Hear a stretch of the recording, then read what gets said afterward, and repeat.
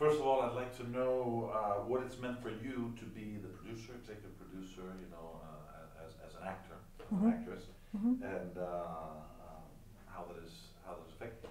If that has allowed you, if that has allowed you to have more of a say on what your character is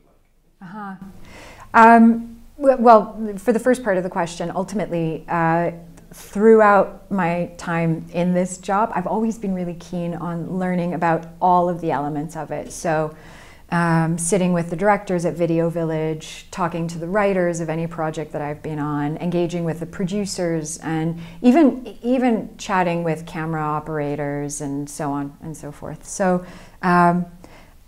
where I think that for some actors it's really important to just be an actor and just be in front of the camera. For me, it's always been really interesting to be both in front of the camera and to engage with the other side of storytelling.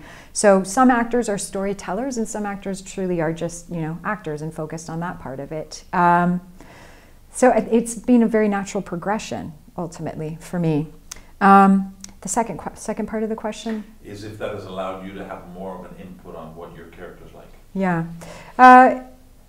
The role that I play as an executive producer doesn't necessarily exclusively fold into only my character. I've been working in this industry for a while now, and it's been really interesting to see how much information I've absorbed over the years. So I've almost undergone a version of filmmaking university.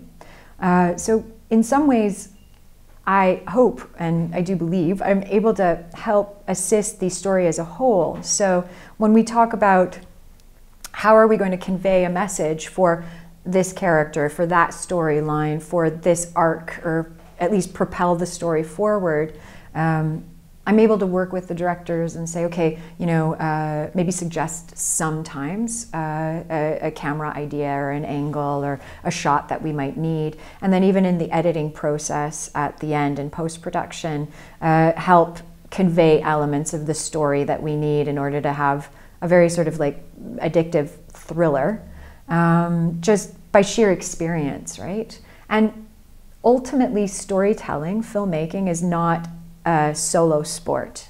So I'm working with all of these other talents, and where I might fail the story somewhere, other producers or directors or even actors are able to elevate it, and we've all got the same goal ultimately. We all want to tell a great story, so we're all working together towards that end. How is that answer? Really bloody long! How did you prepare for the role of Emily in developer background? Yes.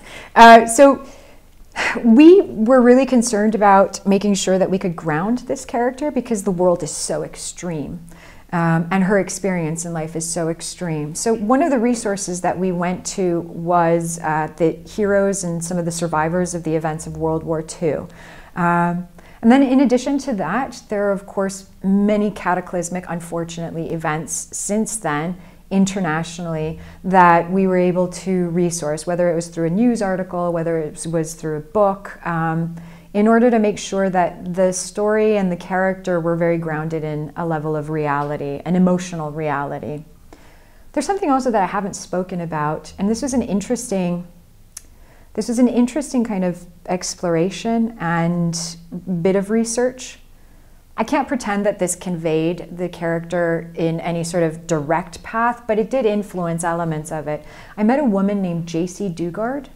She was kidnapped when she was 10 years old, and she was kept in captivity for 19 years.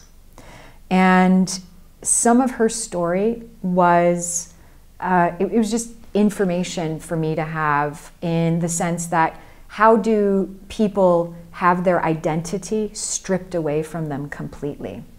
And how does somebody try to rebuild that after they survive an event like that? Of course, her experience is something that I would never be disrespectful towards or pretend to even remotely understand, but it was a piece of information for me. The story of your character in Absentia is a person that has a great deal of trauma, a great deal of suffering, a great deal of anxiety. Did any of that ever go home with you in the evenings, you know, after work?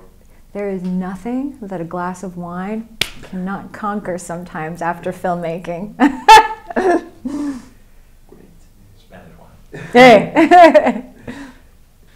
Emily is a character that has required a great deal of effort, both emotionally and physically. What has that physical demand meant to you portraying this character? I love it. I love doing stunts.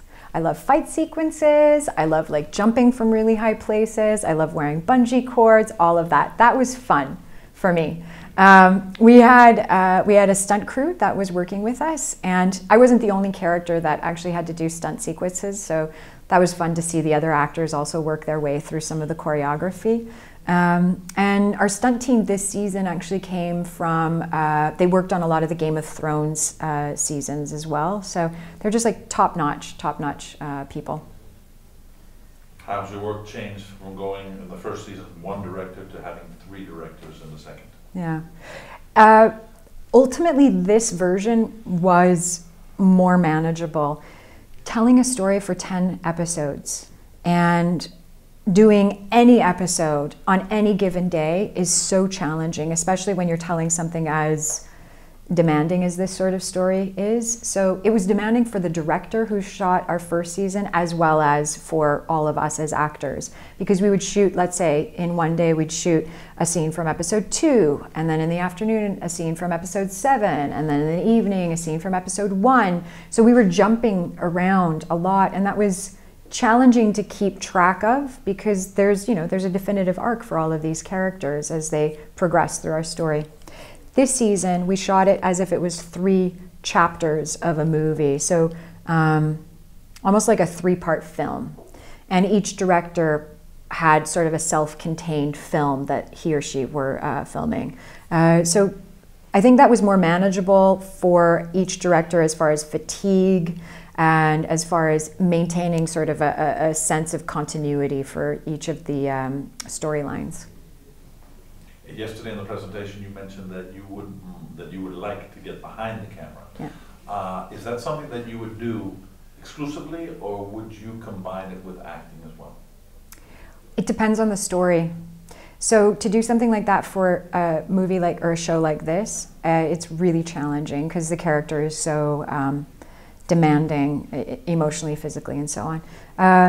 But I got to kind of direct some of our second unit stuff this season, and that was really fun. Just a small bit, but it was a great taste, and my crew came and we had a really lovely time together filming it. So ultimately it would be great, and to be able to do both in front of the camera and behind the camera I think would be a challenge. Bradley Cooper did it wonderfully recently, and I'd love to see if I could do it. But I think initially, as one gets experience in directing, I'd love to just be able to focus in one sort of sphere first.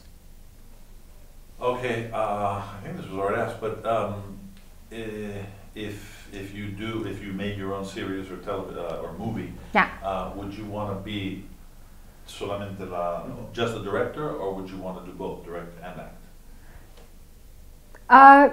It depends on the project. At first, I think when I do direct the first time, I think I want to be able to focus just on directing. But as my sort of comfort level with directing gets better, I'm not opposed to experiencing both ends of it. But it really depends on the story. Something like this, something like Absentia, it would be very difficult to jump both in and out of character in order to convey the story. You know who does it really well is like George Clooney. He does it really well, but he often takes smaller roles when he's directing as well. And then Brad Cooper, like I said earlier, he did a really nice job of it with A Star Is Born.